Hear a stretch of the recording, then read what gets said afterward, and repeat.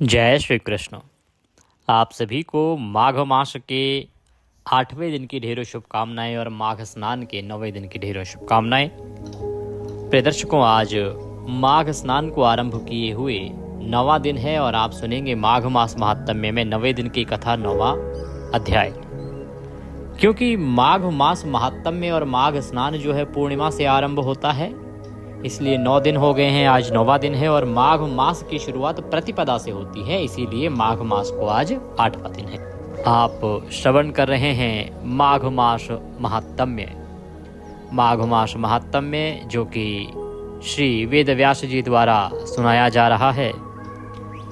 जब सूत जी महाराज ने अपने परम पूज्य गुरुदेव वेद व्यास जी महाराज से निवेदन किया कि हे गुरुवर, आपने मुझे सभी पुराणों को पढ़ाया, जितनी भी शास्त्र विद्याएं हैं सब आपने मुझे सिखाई। अब मैं आपसे माघ मास महात्म्य सुनना चाहता हूं कि इसका क्या महत्व है, कैसे किया जाना चाहिए और किस किस ने किया, इसका क्या पुण्यफल है, क्योंकि मैंने सुना है कि इसकी महिमा बहुत है। तब वेद व्यास जी महाराज इस माघ मास महात्म्य को सुनाना आरंभ करते हैं, जो कि सर्वप्रथम ब्रह्मदेव के द्वारा नारद जी को सुनाया गया था। तदुपरांत समय आने पर जब भगवान श्री विष्णु का दत्तात्रेय अवतार हुआ, तो दत्तात्रेय जी के रूप में भगवान नारायण ने यही महात्म्य सहस्त्रार्जुन को सुनाया था। और चंद्रवंश के राजा दिलीप ने जब महर्षि वशिष्ठ से निवेदन किया, तो गुरुवर वशिष्ठ जो श्री रामचंद्र जी के भी गुरु रहे हैं, उन्होंने राजा दिलीप को इसका श्रवण कराया था। वेद व्यास जी महाराज कहते हैं कि राजा दिलीप जो हैं वो जंगल में शिकार खेलने गए थे। शिकार खेलने गए, रात्रि को रुके, सुबह वो जब जाने लगे एक सरोवर पर जल आदि पी के, तो उन्होंने देखा कि आगे एक बड़े ही प्रतापी, बड़े ही तपस्वी साधु जो हैं तपस्या कर रहे हैं, जिनको देख के लगता है कि उनका जो आभा मंडल है वो बड़े ही सिद्ध पुरुष होंगे। राजा ने उनको रुक के प्रणाम किया। ऋषि ने अपनी आंखें खोली और प्रणाम स्वीकार करते हुए बोले कि राजा दिलीप, आज माघ मास का पवित्र दिन है और आप इस शुभ अवसर पर इस सुंदर सरोवर को छोड़ के बिना स्नान किए अपने महल को जा रहे हैं, ये तो बड़ा ही अनुचित व्यवहार है।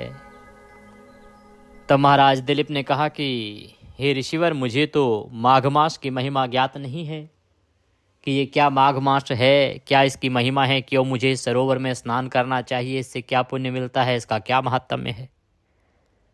तो आप कृपा करके मुझे माघ मास महात्म्य श्रवण कराएं, तो मैं अवश्य ही जैसा आप कहेंगे वो करूंगा। तो ऋषिवर ने कहा कि हे महाराज, अभी शास्त्रार्थ का नहीं, स्नान का समय है, क्योंकि सूर्य उदित होने वाले हैं और माघ स्नान सूर्योदय से पहले या सूर्योदय तक कर लेना चाहिए। अतः चलिए इस सरोवर में स्नान करते हैं। माघ मास महात्म्य में आप महल में जाकर अपने ऋषि वशिष्ठ से सुनिएगा। तब राजा दिलीप ने उनके साथ, ऋषिवर के साथ जाके सरोवर पे पवित्र स्नान किया, ऋषि को प्रणाम किया और अपने महल पहुंचे। महल पहुंच के उन्होंने ऋषि वशिष्ठ से निवेदन किया, सारा वृतांत बताया कि इस प्रकार से एक ऋषि मिले, उन्होंने इस प्रकार से कहा, तो गुरुवर आप मेरे ऊपर कृपा करें कि आप मुझे ये महात्म्य श्रवण कराएं। तब वशिष्ठ जी महाराज ने वो महात्म्य सुनाना आरंभ किया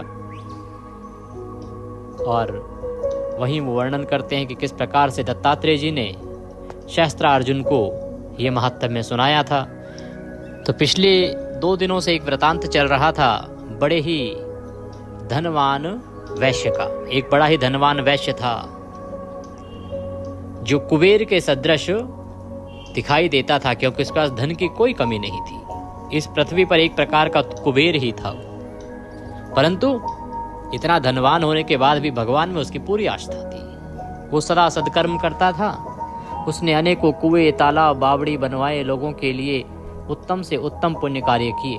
उसके 2 पुत्र हुए, एक का नाम कुंडल था, एक का नाम विकुंडल। जब पुत्र नौजवान हुए, कारोबार को, परिवार को संभालने के लायक हुए, तो वैश्य ने अपने दोनों पुत्रों को सारा दायित्व सौंप दिया और स्वयं जो है वन को चले गए, वानप्रस्थाश्रम में चले गए भगवान की भक्ति करने के लिए, और समय आने पर वो भगवान के परम धाम को प्राप्त करते हैं, मोक्ष को प्राप्त करते हैं, क्योंकि उनके सद्कर्म अच्छे थे, पुण्य कर्म अच्छे थे। अब जैसे ही वो वैश्य ने अपने सारे कार्य अपने पुत्रों को सौंपे, तो पुत्र जो दोनों थे, कुंडल और विकुंडल, दोनों ही घोर पापी, दोनों की कोई रुचि नहीं धर्म कर्म में।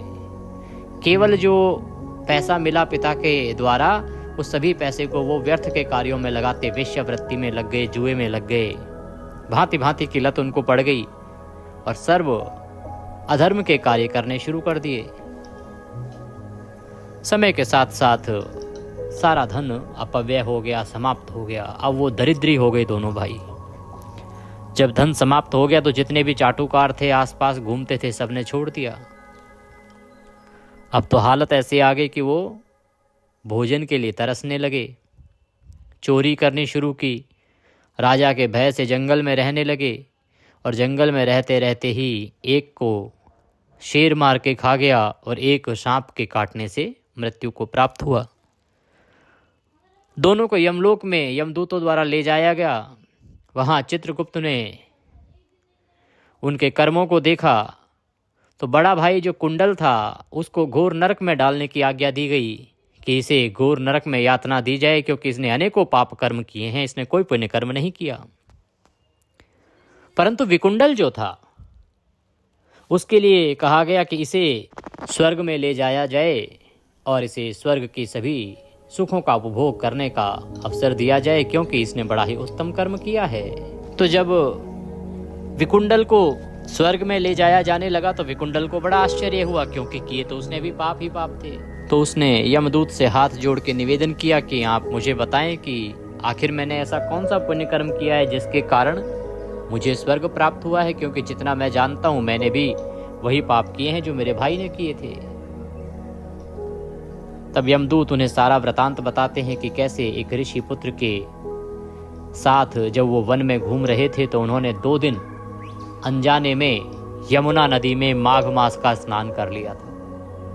तो एक दिन का स्नान करने से उनके पापों का नाश हो गया, और दूसरे दिन का स्नान करने से उनके पुण्य इतने अधिक बढ़ गए जिनके फलस्वरूप उन्हें स्वर्ग की प्राप्ति हुई है।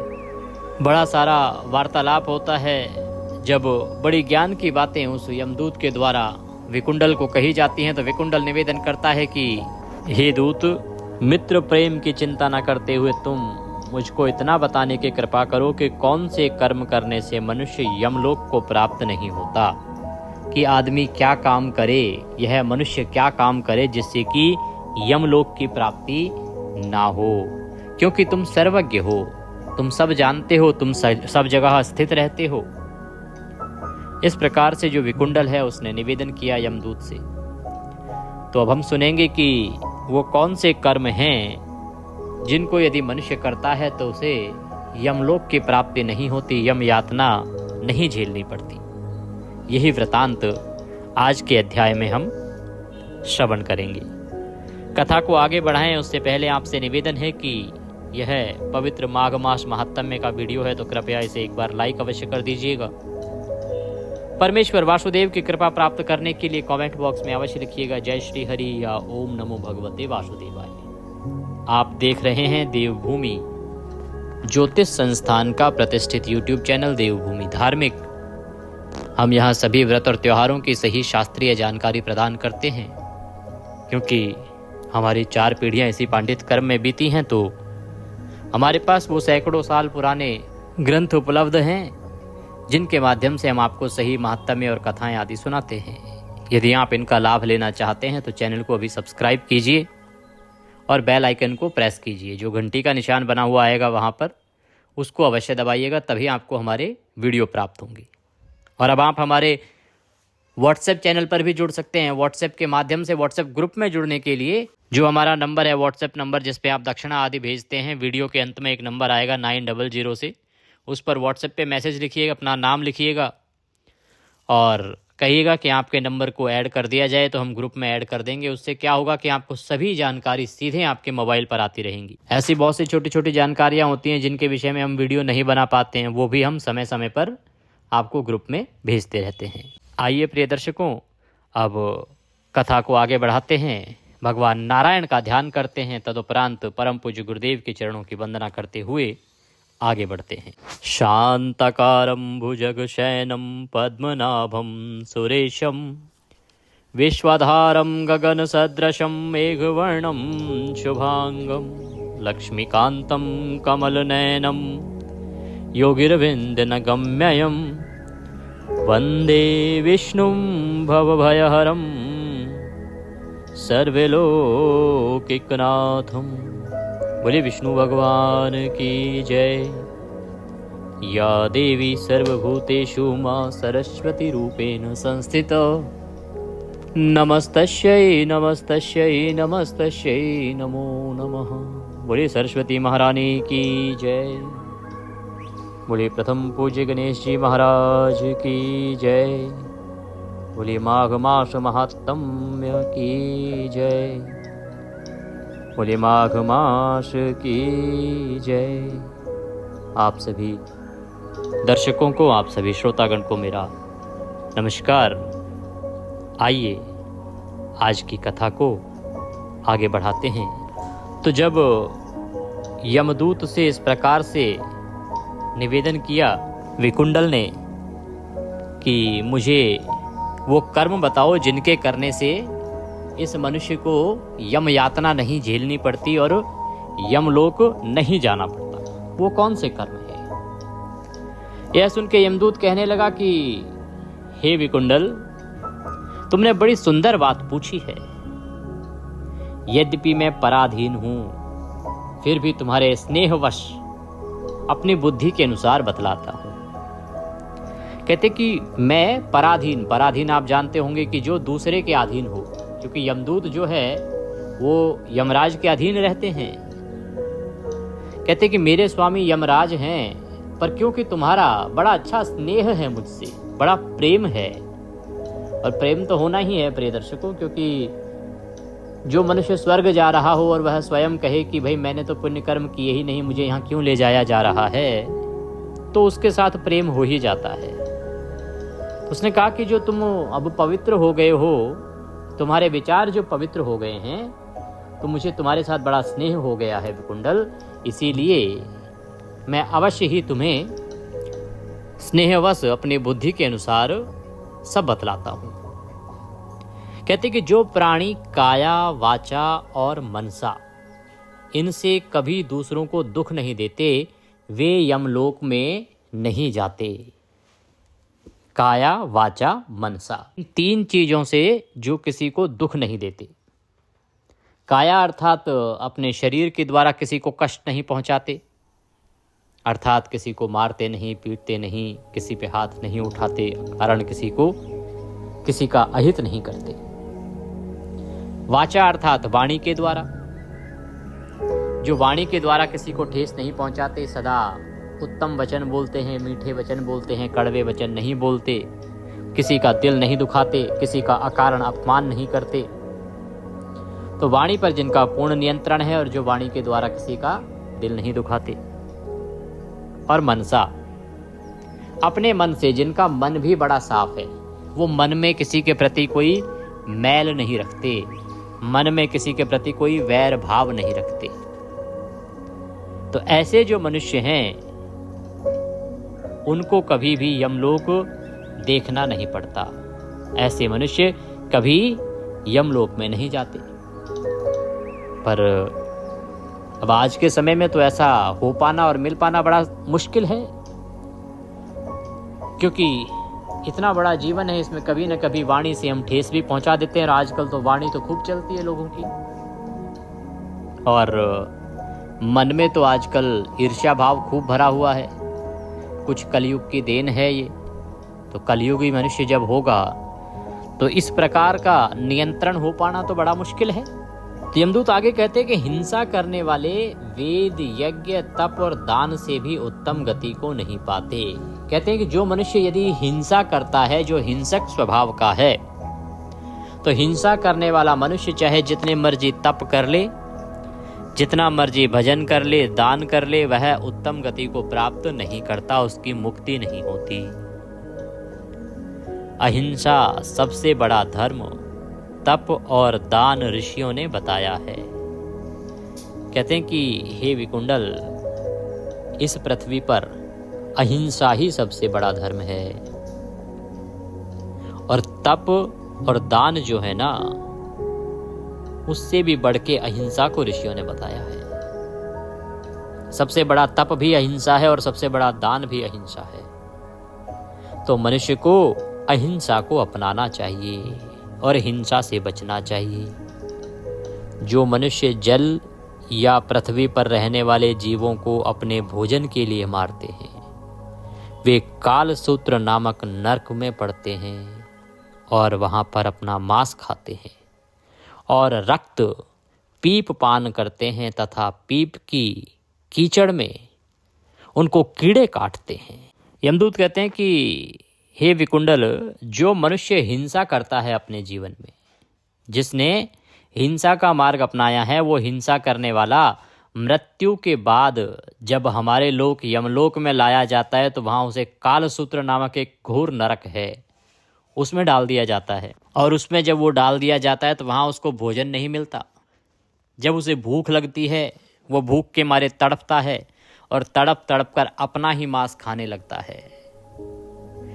उस स्थान में, उस नरक में खूब सारा रक्त भरा होता है और जो मांस है वो सड़ सड़ के पीप बन जाता है।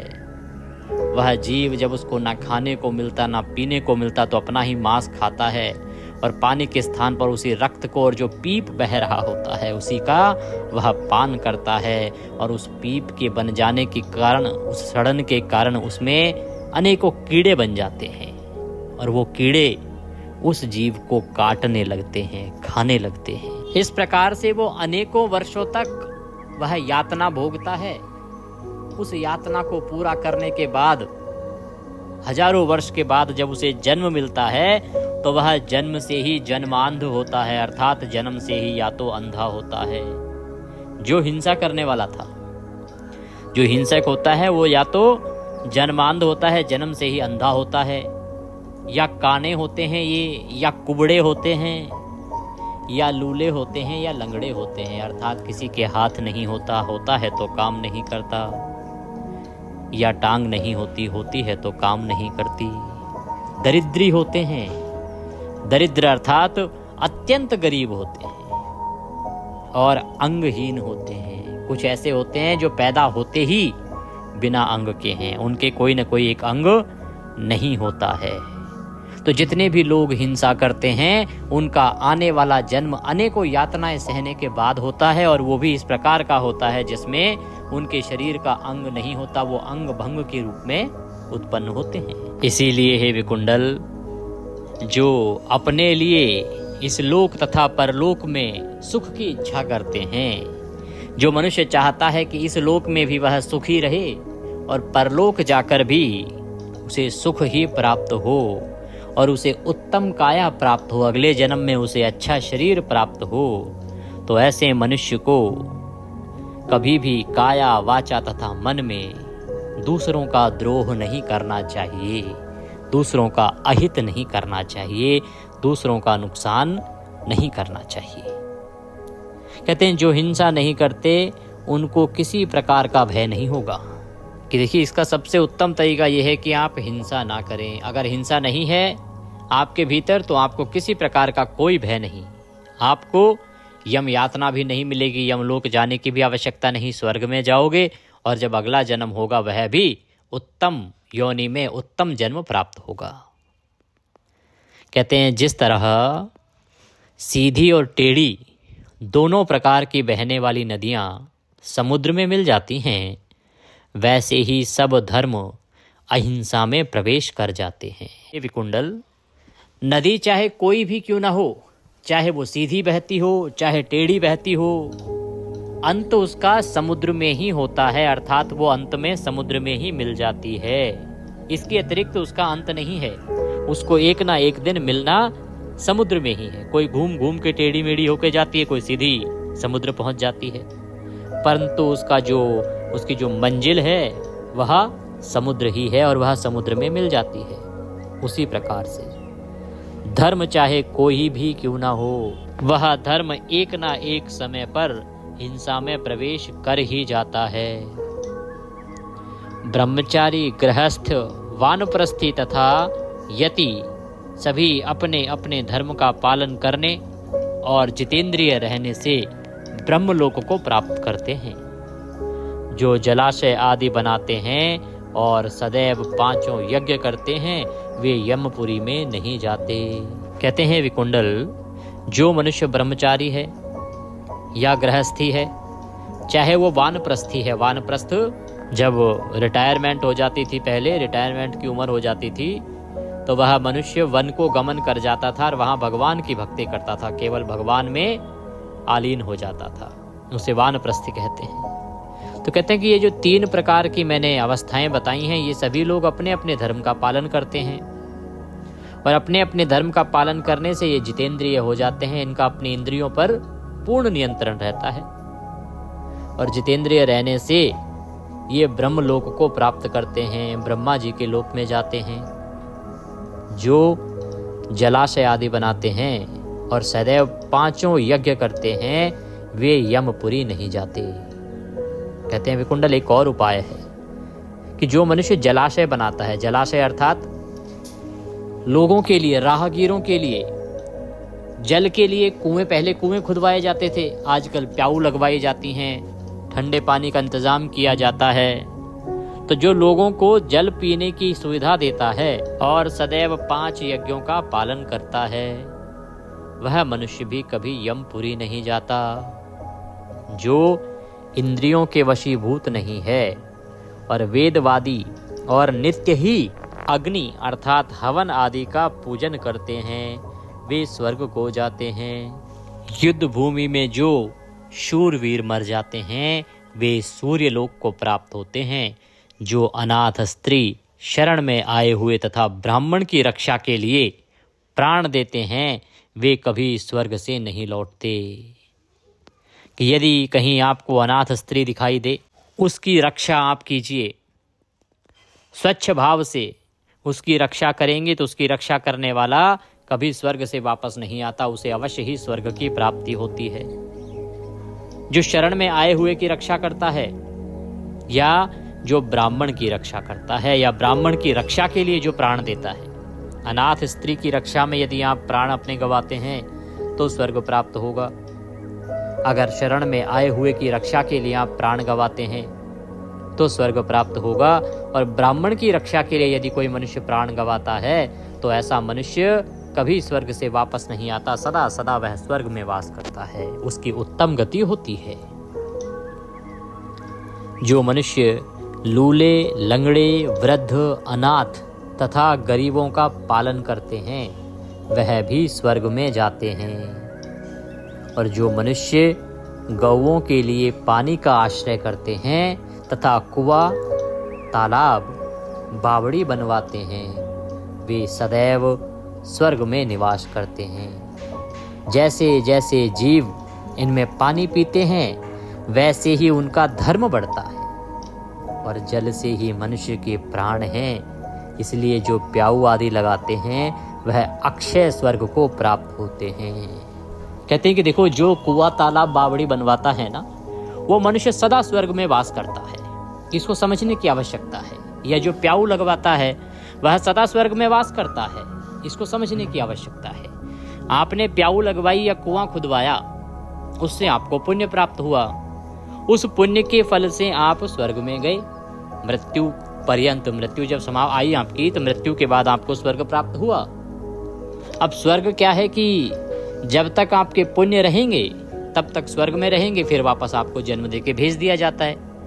परंतु इन कर्मों को करने वाले को पुण्य बराबर मिलते रहते हैं। जैसे आपने कुआं खुदवाया, अब क्या है, लोग तो उसमें से पानी पीते रहेंगे, जितने भी जीव हैं वो लगातार पानी पी रहे हैं जब तक कुआं सूखा नहीं।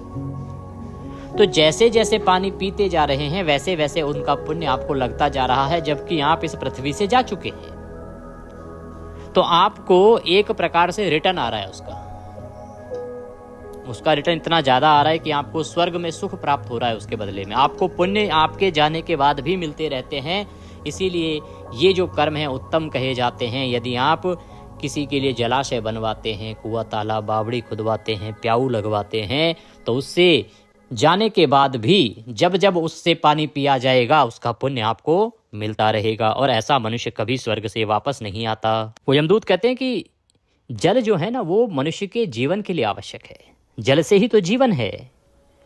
एक प्रकार से आप उन मनुष्यों का जीवन बचा रहे हैं, जीवन की रक्षा कर रहे हैं। इसीलिए जब जब आपके जलाशय से कोई पानी पिएगा आपको पुण्य प्राप्त होता रहेगा और आपको अक्षय स्वर्ग की प्राप्ति होती है। कहते हैं बड़े बड़े यज्ञ भी वह फल नहीं देते जो अधिक छाया वाले वृक्ष मार्ग में लगाने से देते हैं। कहते हैं वृक्ष लगाइए, यदि मनुष्य वृक्ष लगाता है उसका उत्तम फल है, क्योंकि वृक्ष की आयु सैकड़ों वर्ष कही गई है।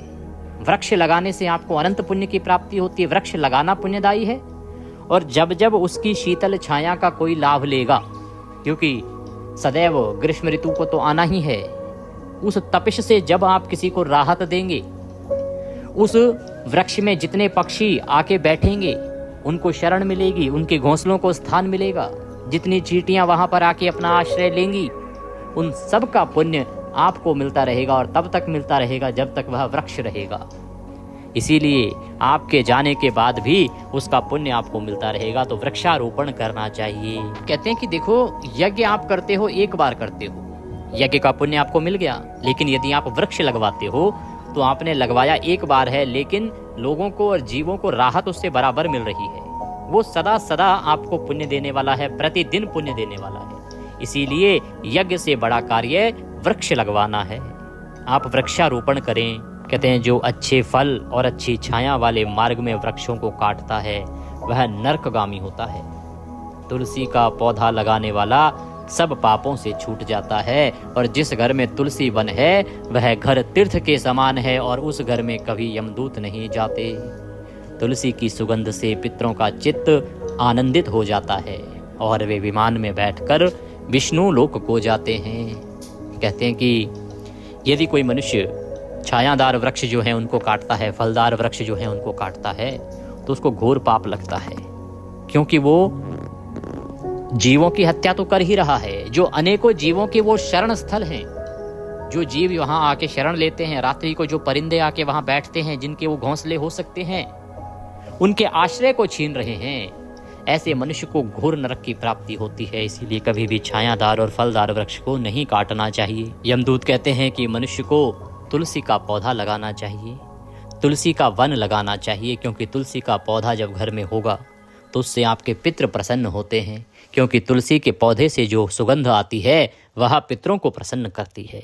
और तुलसी वन लगाने वाला सदैव वैकुंठ को प्राप्त होता है, वह विमान में बैठकर सीधा विष्णु के लोक को जाता है। इसीलिए तुलसी वन लगाना, और जिस घर में वह तुलसी वन होता है वह घर तीर्थ के समान कहा जाता है। तो तुलसी वन लगाना चाहिए। इससे आपके घर में जितने भी लोग रहेंगे सबका भाग्य जगमगा जाएगा। ये वो कर्म हैं जो मनुष्य को करने चाहिए। इनसे मनुष्य यमलोक जाने से बचता है और भगवान का धाम इससे प्राप्त होता है। आगे कहते हैं कि नर्मदा नदी का दर्शन, गंगा का स्नान और तुलसी का स्पर्श, यह सब बराबर फल देने वाले हैं। कहते हैं कि जब आप नर्मदा में दर्शन करेंगे, नर्मदा नदी का यदि आपने दर्शन कर लिया, उसका फल उतना ही है जितना गंगा में स्नान करने से मिलेगा, और इसका फल इतना ही है जितना तुलसी दल का स्पर्श करने से मिलेगा। तुलसी के पत्ते को केवल छू लेने से आपको इतना पुण्य मिल जाता है जितना गंगा के स्नान से मिलता है या नर्मदा के दर्शन से मिलता है। और तुलसी तो आप सबके घर में है ही प्रतिदिन। आप उसका स्पर्श कीजिए, माथे से लगाइए, उसको सेवन कीजिए। भगवान को भोग तो लगाते ही होंगे आप प्रतिदिन शालिग्राम भगवान को तुलसी दल अर्पित करेंगे तो वह मनुष्य कभी नरक नहीं जाएगा। ये पुराण में नहीं आया है, ये मैं बता रहा हूँ अपने अन्य ज्ञान के आधार पर। क्योंकि प्रतिदिन जब आप तुलसी का अर्पण करेंगे भगवान शालिग्राम को, तो उससे तुलसी स्पर्श आपको होगा, उसका लाभ मिलेगा, अनंत पुण्य मिलेगा। भगवान शालिग्राम तो साक्षात नारायण ही है। आपने कार्तिक मास महात्म्य सुना होगा हमारे चैनल पर, तो आपने अवश्य ही इसके विषय में भी जाना होगा। मार्गशीर्ष मास में भी शालिग्राम भगवान की बड़ी महिमा आई थी। तो शालिग्राम भगवान को जब आप तुलसी दल अर्पित करते हैं तो उससे भगवान नारायण प्रसन्न होते हैं और उससे अनंत पुण्य की प्राप्ति होती है। तो यमदूत बता रहे हैं कि तुलसी दल आपको स्पर्श करना चाहिए। कहते हैं कि स्वयं ब्रह्मा भी तुलसी का पूजन करते हैं। रत्न, सोना, फूल तथा मोती की माला के दान का इतना पुण्य नहीं है जितना तुलसी की माला के दान का है। कि आप चाहे सोना दान करें, चाहे रत्न दान करें, मोती दान करें, उससे उतना पुण्य फल नहीं मिलेगा जितना आपको तुलसी की माला दान करने से मिलेगा। कहते हैं जो फल आम के 1000 और पीपल के 100 वृक्षों को लगाने से होता है, वह तुलसी के एक पौधे के लगाने से होता है। जब मनुष्य आम के 1000 पौधे और पीपल के 100 वृक्ष लगाने से फल प्राप्त करेगा, उतना फल केवल तुलसी का एक पौधा लगाने से ही उस मनुष्य को प्राप्त हो जाता है। कहते हैं पुष्कर आदि तीर्थ, गंगा आदि नदी, वासुदेव आदि देवता सब ही तुलसी में वास करते हैं।